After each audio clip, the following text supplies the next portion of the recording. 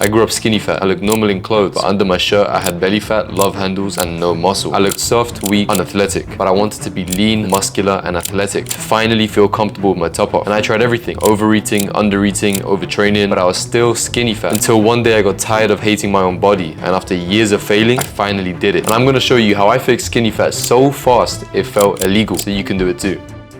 The plan was simple and was centered around these 4 goals. The first goal was to become less skinny and less fat, so to not be skinny fat. The second goal was to get there fast, because we're not here to waste any time. Third goal was to do it whilst eating like a normal human. So no keto, carnivore, extreme dieting, none of that. And the fourth goal was to make sure I'd never be skinny fat again. This is a lifelong transformation. So then I created a 3-phase plan around those goals. And at the end, I'm gonna show you exactly how long it took me to fix being skinny fat and how long it's gonna take you. Being skinny fat meant that I was in an ideal position to build muscle and lose fat at the same time. This is because my body was holding onto a lot of fat and my muscles were still new to the stimulus of lifting weights, which means it'd respond very quickly and have the energy to be able to build muscle at the same time. So the first thing I did was fix my nutrition by learning about calories. And to put it simply, calories are a unit of measure for energy. It's the same energy that we use to breathe, move, train, and it's the same energy you get from food. So knowing this, I had to go get an estimation of my TDEE, also known as my maintenance calories, or the amount of calories it requires for me to maintain my weight. So if I consistently eat over my maintenance calories, I'll gain weight, and if I eat under my maintenance calories, I'll eventually lose weight. And I'll leave a link to the same TDEE calculator I used in the description so you can follow along and build your own plan. So once I got an estimation of my maintenance calories, I took 500 away from it to put myself into a 500 calorie deficit. And in my experience, this is enough to lose fat quickly, but also have enough energy to build muscle. And it was flexible enough for me to eat outside every now and again and still make progress. Once I figured out how many calories I had to eat, I had to figure out how to track it. And I tracked my calories by using an app called MyFitnessPal. It's free, it's good. And I also bought a food scale so I could accurately measure my food. And the more accurate you are, the better. And although I said I occasionally ate out and still made progress, my day-to-day eating was extremely locked in. And it mainly consisted of high volume, high fiber, high protein, nutrient-dense foods, which kept me feeling full, energized, and allowed me to recover fast even in a calorie deficit. But I specifically made sure to prioritize high volume foods, which are foods that took up a lot of space on my plate and in my stomach. But if you're gonna do this yourself, make sure you also prioritize foods that are high in micronutrients, because when you're in a calorie deficit, every calorie counts, and it's in your best interest to make sure that the food that's going into your body provides you with benefits. And for my macronutrients, which are protein, fats, and carbs, I kept it extremely simple. 1 gram of protein per pound of body weight to make sure I was building muscle, 1 gram of fat per kilogram of body weight to make sure I was optimizing my hormones, and the rest of my calories were made up of carbs to fuel performance in the gym. My gym performance was very important, as I had to go from having a thick waist and a small upper body to then building a thicker upper body and having a smaller waist by losing fat and by building muscles that create the V-taper, so my back, shoulders, chest. And I had to prioritize the V-taper more than the average person because I naturally didn't have wide clavicles and a small waist. I've always had quite a rectangular body, so I had to really focus on building that V-taper. I've always preferred a more hybrid approach to my training, so combining weights, calisthenics, and weighted calisthenics. But as long as you're progressing in some form of structured resistance training, then you'll be building muscle, and that's all that really matters. And the way I progressed in my training was by applying something called progressive overload. This is when you pick a weight you can do for about 8 reps, over time work your way up to doing 12 reps, and then add weight so you're back down to 8 reps and then repeat the cycle. I mainly focus on compound lifts, as these are the exercises that build the most amount of muscle and help to reverse the skinny fat look. So for example, you could do bench press, weighted dips, rows, overhead press, weighted pull-ups, RDLs, and squats. And you could also add some isolations to target smaller muscle groups, so your biceps, triceps, and calves. When I was younger, I was so focused on learning calisthenics that I skipped legs a lot. And this was a big mistake. Your legs are the largest muscles in your body, which means they have the highest capacity for growth. And the more muscle you have, the more calories you burn at rest. And the more calories you burn at rest, the easier it is to stay lean and eat more food. And the easier you find it to stay lean whilst holding onto muscle, the less likely you are to ever be skinny fat again, because you have a lot of muscle, you're lean. That's the opposite of skinny fat. As well as resistance training, I also increased my movement. I'd hit 10k steps per day as a minimum, as well as 90 minutes of zone 2 cardio per week. Zone 2 cardio, to put it simply, is anything that's a little bit harder than walking, where you can still hold a conversation. For me, it's an incline treadmill walk whilst watching anime. And I also did 1 to 2 slightly more intense cardio sessions per week, and this was either scrapping a boxing bag or some jump rope. Now, one of the biggest things that helped me make progress in phase 1 was actually learning how to track my progress. Because even though phase 1 is so fast that it feels illegal, you're still not going to see progress for a good few weeks. So I had to learn to track the things that I couldn't see in the mirror. I'd weigh myself once in the morning and take a weekly average at the end of each week, with the goal of losing 0.5 to 1% of my body weight per week. I'd also track my workouts in the gym to make sure I was getting stronger week by week. As long as I was getting stronger and I was getting lighter, that I was building muscle and losing fat. And I knew I was done with phase 1 once I could see my abs and I had no love handles. And in case you're worried about looking too skinny, this is one of my clients, Juan, and is about to finish phase 1. He went from being skinny fat to becoming lean, muscular, and athletic. But as you can see, he clearly built muscle at the same time. And if I can do it, Juan can do it, then so can you. And if you're interested in working one-on-one with me to fix being skinny fat so fast it feels illegal, press the link in the description. Now, in my experience, phase 2 was the hardest part of the journey. This is where you either keep the progress or you go on a one-way ticket back to being skinny fat. I'm saying that because I know I failed at phase 2, not once, but twice. And the reason I failed was because I got hit with something called complacency. As soon as I hit my goal, I relaxed. I started to believe this new body is mine and I would never lose it. So the cravings and bad habits that I kept at bay for months all started to creep back in. I told myself it's fine. One bad day isn't gonna make me fat. And it's true, one bad day won't make you fat. But the problem was, one bad day would turn into one bad week. One bad week would turn into one bad month. And then 5 months later, I gained 22 pounds and was fat. And like I said, a few years ago, this happened to me twice. And the third time around, I found out about something called reverse dieting. This is where you increase the food slowly and give your body time to adjust. So I kept everything the same training, same routine. The only difference was that every week I'd add 100 calories worth of carbs until I hit the maintenance calories I was at before phase 1. But I want you to know that when you do this and the scale weight goes up, that is completely normal. When you've been in a calorie deficit for a while, your body isn't holding to as much glycogen and as much water as it normally does. So when you start to reintroduce the carbs and the carbs get stored as glycogen and the glycogen pulls water into your body, your weight will go up and it's completely normal. And the best thing about the reverse diet is not just the fact that you slowly bring your metabolism back up to where it was before, but it also keeps you disciplined, helps you reinforce those new habits, stay consistent. But I wasn't done yet. One of my goals was to make sure I'd never be skinny fat ever again. Because even though I was now lean and athletic, I still had to build more muscle because I knew that the more muscle I had in my body, the more food I could eat while staying lean. And now that I've gained slightly more muscle, when I go traveling or enjoy food a little bit and gain a bit of fat, I don't become skinny fat. I just look a little bit better in a shirt and have slightly less visible abs. The most efficient way to build muscle naturally is to spend as much time as possible in a small surplus and gain weight slowly over time. So to enter the lean gaining phase, all I did was add 100 to 200 calories on top of my maintenance. That's it. Because if you eat anything over 200, you're putting yourself in a position to gain fat, and there's no benefit to the extra fat gain. And I aim to gain around 0.5 to 1% of my body weight per month, not per week, per month. And even then, 1% is on the higher end. I tried to aim for the lower end of weight gain. So Rome wasn't built in a day, so take your time, all right? But don't worry, I'm not perfect. I already told you that a few years ago, I failed twice. And even now, if I go traveling and I get a little bit sloppy with my diet, all I do is repeat phase 1 and phase 2, and then go back into phase 3. But just remember, once you get past phase 1 and phase 2 and you want to go into phase 3, you don't have to be as meticulous as if you're a bodybuilder, because we're not bodybuilders. We're just here to look good, feel good, and become the best version of ourselves slowly over time. This is a journey, so don't think you have to be the most optimal guy in the world. You just have to do what you need to do to get to where you want to be. And that isn't much. It requires a little bit of discipline, but you'll be okay. How long did it take for me to fix skinny fat so fast that it felt illegal? And how long will it take you to fix being skinny fat? So if we exclude all the years of failing and learning, for me to go from 20 to 10% body fat, it took me, drum roll please, 4 months. And that's how long it took me to go through phases 1 and 2. And phase 3 is more like a lifelong journey with a few phases 1 and 2s included in there somewhere. Now, for you to fix skinny fat so fast that it feels illegal, it really depends on where you're starting off at. If you're starting at around 18 to 20% body fat, then it might take you around 4 to 5 months. But if you're starting anywhere between 25 to 30% body fat, it might take you 6-7 months. And I know 3 to 6 months doesn't sound so fast that it feels illegal, feels like a long time, but